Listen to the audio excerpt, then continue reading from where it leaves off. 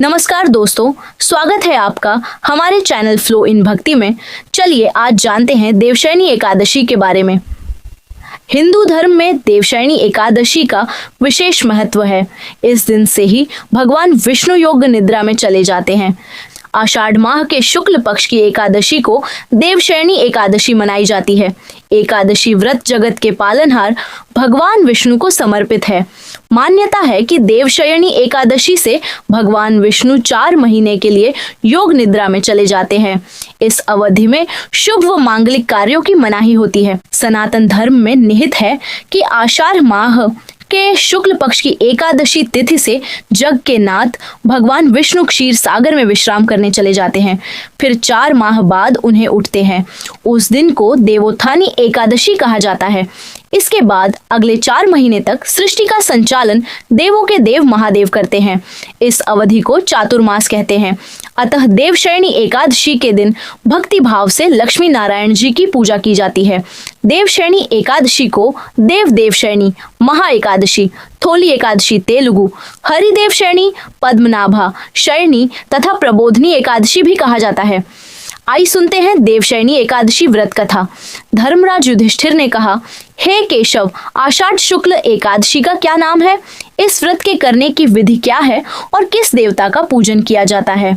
श्री कृष्ण कहने लगे कि हे युधिष्ठिर, जिस कथा को ब्रह्मा जी ने नारद जी से कहा था वही मैं तुमसे कहता हूँ। एक बार देवर्षि नारद जी ने ब्रह्मा जी से इस एकादशी के विषय में जानने की उत्सुकता प्रकट की। तब ब्रह्मा जी ने उन्हें बताया। सतयुग में मांधाता नामक एक चक्रवर्ती सम्राट राज्य करते थे। उनके राज्य में प्रजा बहुत सुखी थी, किंतु भविष्य में क्या हो जाए यह कोई नहीं जानता। अतः वे भी इस बात से अनभिज थे कि उनके राज्य में शीघ्र ही भयंकर अकाल पड़ने वाला है। उनके राज्य में पूरे 3 वर्ष तक वर्षा न होने के कारण भयंकर अकाल पड़ा। इस अकाल से चारों ओर त्राही त्राही मच गई। धर्म पक्ष के यज्ञ, हवन, पिंडदान, कथाव्रत आदि में कमी हो गई। जब मुसीबत पड़ी हो तो धार्मिक कार्यों में प्राणी की रुचि कहाँ रह जाती है। प्रजा ने राजा के पास जाकर अपनी वेदना की दुहाई दी। राजा तो इस स्थिति को लेकर पहले से ही दुखी थे। वे सोचने लगे कि आखिर मैंने ऐसा कौन सा पाप कर्म किया है जिसका दंड मुझे इस रूप में मिल रहा है। फिर इस कष्ट से मुक्ति पाने का कोई साधन करने के उद्देश्य से राजा सेना को लेकर जंगल की ओर चल दिए। वहां विचरण करते करते एक दिन वे ब्रह्मा जी के पुत्र अंगिरा अर्षि के आश्रम में पहुंचे और उन्हें साष्टांग प्रणाम किया। अर्षिवर ने आशीर्वचनोपरांत कुशल क्षेम पूछा। फिर जंगल में विचरने व अपने आश्रम में आने का प्रयोजन जानना चाहा। तब राजा ने हाथ जोड़कर कहा, महात्मन, सभी प्रकार से धर्म का पालन करता हुआ भी मैं अपने राज्य में दुर्भिक्ष का दृश्य देख रहा हूँ। आखिर किस कारण से ऐसा हो रहा है? कृपया इसका समाधान करें। यह सुनकर महर्षि अंगिरा ने कहा, हे राजन, सब युगों से उत्तम यह सतयुग है। इसमें छोटे से पाप का भी बड़ा भयंकर दंड मिलता है। इसमें धर्म अपने चारों चरणों में व्याप्त रहता है। ब्राह्मण के अतिरिक्त किसी अन्य जाति को तप करने का अधिकार नहीं है, जबकि आपके राज्य में एक शूद्र तपस्या कर रहा है। यही कारण है कि आपके राज्य में वर्षा नहीं हो रही है। जब तक वह काल को प्राप्त नहीं होगा तब तक यह दुर्भिक्ष शांत नहीं होगा। दुर्भिक्ष की शांति उसे मारने से ही संभव है, किंतु राजा का हृदय एक निरपराध शूद्र तपस्वी का शमन करने को तैयार नहीं हुआ। उन्होंने कहा, हे देव, मैं उस निरपराध को मार दूं, यह बात मेरा मन स्वीकार नहीं कर रहा है।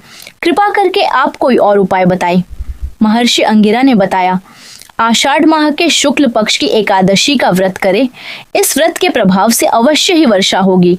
राजा अपने राज्य की राजधानी लौट आए और चारों वर्णों सहित पद्मा एकादशी का विधि पूर्वक व्रत किया। व्रत के प्रभाव से उनके राज्य में मूसलाधार वर्षा हुई और पूरा राज्य धन धान्य से परिपूर्ण हो गया।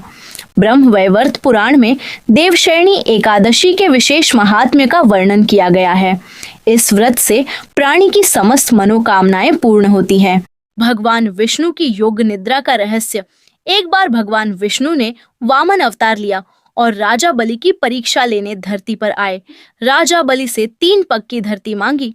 प्रभु ने 2 पग में आकाश और पृथ्वी नाप ली। राजा बलि ने तीसरा पग अपने सर पर रखने को कहा। तब भगवान विष्णु बेहद प्रसन्न हुए और राजा बलि की भक्ति और उदारता देख वर मांगने को कहा। राजा बलि ने भगवान से प्रार्थना किया कि वह हमारे साथ पाताल लोक में रहे, और भगवान विष्णु राजा बलि के साथ पाताल लोक में रहने लगे। तभी माता लक्ष्मी ने राजा बलि को भाई मानकर राखी बांधी और भगवान विष्णु को आजाद करने की प्रार्थना की। भगवान विष्णु किसी भक्त को निराश नहीं करते हैं, इसलिए भगवान विष्णु ने कहा कि 4 महीने हरिशरण एकादशी से लेकर कार्तिक एकादशी तक मैं पाताल लोक में ही रहूंगा।